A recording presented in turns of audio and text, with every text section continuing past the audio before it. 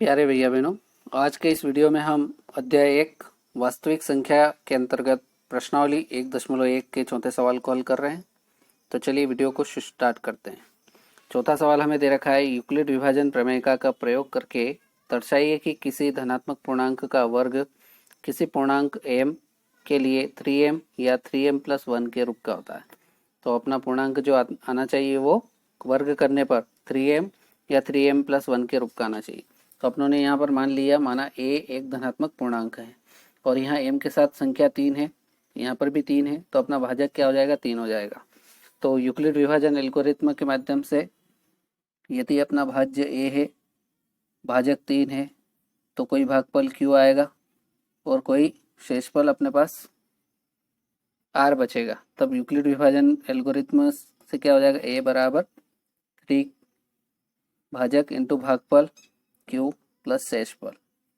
ठीक, अब यहाँ से r के जो मान रहेंगे वो 3 से छोटे रहेंगे, क्योंकि भाजक का जो r का जो मान रहेगा वो भाजक से हमेशा छोटा रहता है।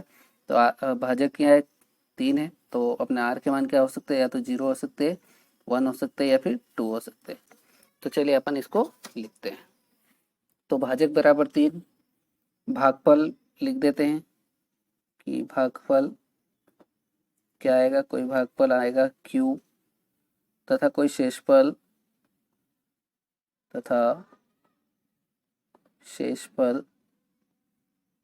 बराबर r हो। तब ऐसी स्थिति में तब यूक्लिड विभाजन प्रमेयिका से यूक्लिड विभाजन प्रमेयिका से,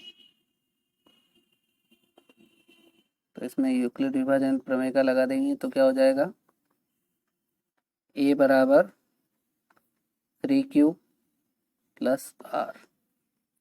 अब यहाँ अपन जैसे देखा आपनों ने कि r के जो संभावित मान रहेंगे, तो यहाँ लिखेंगे r के संभावित मान, क्या r के मान क्या क्या हो सकते हैं। तो r के मान जो अपना भाजक है 3 उससे छोटे रहेंगे, तो r बराबर क्या हो सकता है, या तो 0 हो सकता है, 1 हो सकता है या फिर 2 हो सकता है। ये 3 मान हो सकते हैं। तो अपन पहली स्थिति में लिखेंगे स्थिति फर्स्ट,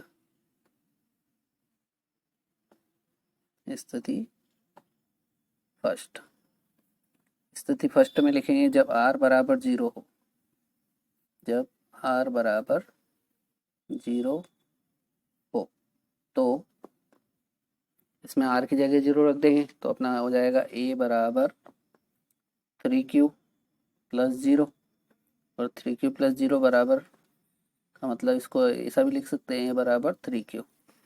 तो a बराबर 3q आया, और अपने को सवाल में दे रखा था कि धनात्मक पूर्णांक का वर्ग, तो यहाँ पर दोनों संख्याओं का क्या कर देंगे, अपन वर्ग कर देते हैं। तो यहाँ लिखेंगे दोनों पक्षों का वर्ग करने पर, दोनों पक्षों का वर्ग करने पर, तो देखना है अपने को कि इसका वर्ग करने पर ये अपने को 3m के रूप में प्राप्त होता है कि नहीं होता है। ये अपने से सवाल में पूछा है। तो यहाँ पर वर्ग कर देंगे तो ये इधर हो जाएगा a का वर्ग बराबर 3q का वर्ग। तो इम्प्लाइज दैट a वर्ग बराबर, इस 3 का वर्ग करेंगे तो 3 3 9, और q का वर्ग q स्क्वायर, q का वर्ग। तो इम्प्लाइज दैट a स्क्वायर बराबर, अपने को सवाल में जो दे रखा था वो 3 के रूप में लाना है, 3m लाना है। तो इसमें से 3 कॉमन निकाल देंगे, तो अंदर क्या बच जाएगा 3, और q स्क्वायर भी बच जाएगा, ऐसा अपन लिख सकते हैं। तो इम्प्लाइज दैट a स्क्वायर बराबर 3, ऐसा कैसा, और ये 3q स्क्वायर है, इसको अपन m लिख सकते हैं। तो यहाँ पर ये स्क्वायर बराबर 3m आ गया, जैसा आपने सवाल में पूछा था। तो यहाँ लिख देंगे जहाँ m जो माना है अपनों ने, क्या माना है, m किसके बराबर है, 3q स्क्वायर के बराबर है। तो पहली स्थिति में अपना जो a स्क्वायर का मान आना चाहिए किसी धनात्मक पूर्णांक का वर्ग करने पर, वो 3m के रूप का आता है। तो ये बात तो सही है। अगली स्थिति सेकेंड, तो यहाँ लिखेंगे अपन सेकेंड स्थिति सेकेंड। स्थिर सेकेंड में क्या है, जब r बराबर 1 हो, जब r बराबर क्या हो, 1 हो, तो a बराबर क्या हो जाएगा, a बराबर हो जाएगा 3q प्लस r था, तो r की जगह 1 रखना है, ये 1 हो जाए, a बराबर क्या हो जाएगा 3q प्लस 1। अब अपन दोनों पक्षों का वर्ग कर देंगे, तो यहाँ लिखेंगे दोनों पक्षों का वर्ग करने पर, वर्ग करने पर। और वर्ग क्यों कर रहे हैं, क्योंकि सवाल में बोला गया है कि किसी धनात्मक पूर्णांक का वर्ग, मतलब इसका वर्ग करने पर ये अपने को 3m या 3m प्लस 1 के रूप का प्राप्त होता है कि नहीं होता है। तो वर्ग कर देंगे, तो ये उधर हो जाएगा a का वर्ग बराबर, इधर 3q प्लस 1 है, तो इसका भी वर्ग कर देंगे पूरे। अब यहाँ आप देख रहे हैं कि a प्लस बी का वर्ग का फार्मूला लग रहा है, तो यहाँ पर कोष्टक में लिख देंगे, क्योंकि कोष्टक में a प्लस बी का वर्ग बराबर फार्मूला होता है, आप सभी को याद होगा, a वर्ग प्लस 2ab प्लस बी का वर्ग। इस फार्मूले का उपयोग यहाँ पर करेंगे, तो ये हो जाएगा इम्प्लाइज दैट a का वर्ग बराबर a स्क्वायर मतलब 3q, a कितना है 3q है, 3q का स्क्वायर प्लस 2 फार्मूले का, a कितना है 3q है, तो ये 3q इंटू बी कितना है 1 है, तो इंटू 1 प्लस बी का स्क्वायर मतलब 1 का स्क्वायर, तो इसको अपन सरल कर लेंगे, तो ये हो जाएगा a स्क्वायर बराबर, इसको सरल करेंगे तो इसका स्क्वायर करेंगे तो 3 का स्क्वायर 9, और q का स्क्वायर करेंगे तो q स्क्वायर, प्लस इन सभी का आपस में गुणा कर देंगे तो 3 दूनी 6, और 6 का गुणा 1 में होगा तो ये 6q, प्लस 1 का स्क्वायर 1 ही होता है, इम्प्लाइज दैट यहाँ से a स्क्वायर बराबर।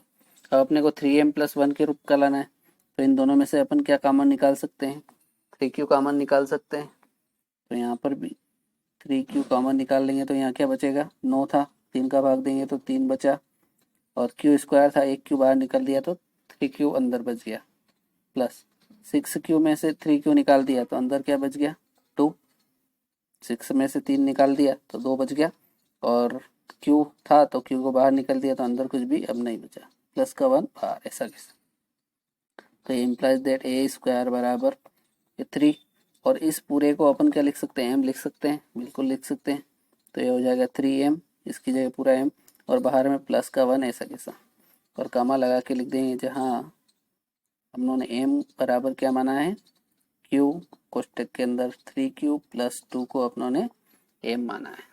तो यहाँ पर अपनों ने देखा कि किसी धनात्मक पूर्णांक का वर्ग जो m रहता है उसका यदि वर्ग किया जाए तो या तो 3m के रूप का आता है या 3m प्लस 1 के रूप का आता है, मतलब दूसरी स्थिति में भी अपना ये आ गया 3m प्लस 1। तो अपने को तीसरी स्थिति में देखना है, स्थिति थर्ड। स्थिति थर्ड में सबसे पहले जब r बराबर 0 रख के देख लिया, 1 रख के देख लिया, अब अपने को r बराबर 2 हो तो देखना है। तो यदि r बराबर 2 हो तो अपना क्या हो जाएगा, a बराबर 3q, और r की जगह 2 रख देंगे तो ये 2 हो जाएगा। अब यहाँ पर भी दोनों पक्षों का वर्ग कर देंगे, तो ये दोनों पक्षों का वर्ग करने पर देखते हैं कि ये 3m प्लस 1 के रूप का आता है कि नहीं आता है। तो यहाँ लिखेंगे दोनों पक्षों का वर्ग करने पर, तो चलिए वर्ग कर देते हैं, तो ये हो जाएगा a का वर्ग बराबर 3q प्लस 2 का वर्ग, तो इसको सरल कर लेंगे तो ये हो जाएगा a स्क्वायर बराबर a प्लस बी का स्क्वायर का फार्मूला लग रहा है, तो जो फार्मूला अपने देखा a स्क्वायर प्लस 2ab, 2 फार्मूले का a कितना है 3q, b कितना है 2a, प्लस b का वर्ग, तो b कितना है 2, तो 2 का स्क्वायर हो जाए, इम्प्लाइज दैट a स्क्वायर बराबर, इसको हल करेंगे तो 3 तिया 9, q स्क्वायर प्लस 3 दूनी 6 दूनी 12, 12q प्लस 2 का स्क्वायर कितना होगा 4, लेकिन अपने को यहाँ से इसमें से 3 कॉमन निकालना है, तो 4 को अपन 3 प्लस 1 लिख सकते हैं, क्योंकि ये 4 ही हुआ, 3 में 1 जोड़ेंगे तो 4, और 2 का स्क्वायर 4 ही होता है। इम्प्लाइज दैट a स्क्वायर बराबर इस पूरे में से अपन 3 कॉमन निकाल सकते हैं, तो ये 3 कॉमन निकालेंगे तो अंदर क्या बच जाएगा, 3q का वर्ग प्लस यहाँ 12 है, 3 का भाग देंगे तो कितना बचा, 4q बच जाएगा। और यहाँ 3 थे तो इसमें से 3 निकाल दिए तो 1 बच गया, और बाहर प्लस का 1, ऐसा कैसा, समझ में आ गया होगा। इम्प्लाइज दैट ए स्क्वायर बराबर ये 3 ऐसा कैसा, और इस पूरे कोष्टक को अपन क्या लिख सकते हैं, एम लिख सकते हैं, तो ये लिख देंगे एम प्लस बाहर 1 ऐसा कैसा। तो यहाँ कामा लगा के लिखेंगे, जहाँ अपनों ने एम बराबर क्या माना है, 3q square plus 4q plus 1 बराबर अपनों ने एम माना है। तो यहाँ भी अपना ए स्क्वायर बराबर क्या आया, 3m प्लस 1 के रूप का आया। तो अपन देखेंगे यहाँ पर कि जब पहली स्थिति में r बराबर 0 था तब उसका वर्ग किया तो 3m के रूप का आया। फिर r बराबर 1 रखा तो ए स्क्वायर बराबर 3m प्लस 1 आया, और r बराबर 2 रखा तो ए स्क्वायर 3m प्लस 1 के रूप का आया। तो अपन लिखेंगे अतः किसी धनात्मक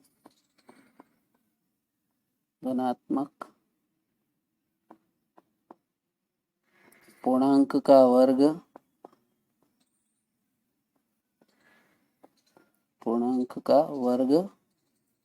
3m 3m प्लस 1 के रूप का होता है। अब किसी भी धनात्मक पूर्णांक का वर्ग करेंगे तो वर्ग करने पर या तो 3m आएगा या फिर 3m प्लस 1 के रूप का आता है। तो इस प्रकार से ये अपना चौथा सवाल पूरा हुआ। उम्मीद करता हूँ कि ये पूरा सवाल आपको अच्छे से समझ में आ गया होगा। तो आज की वीडियो में इतना ही, मिलते हैं अगले वीडियो में। जय हिंद, जय भारत।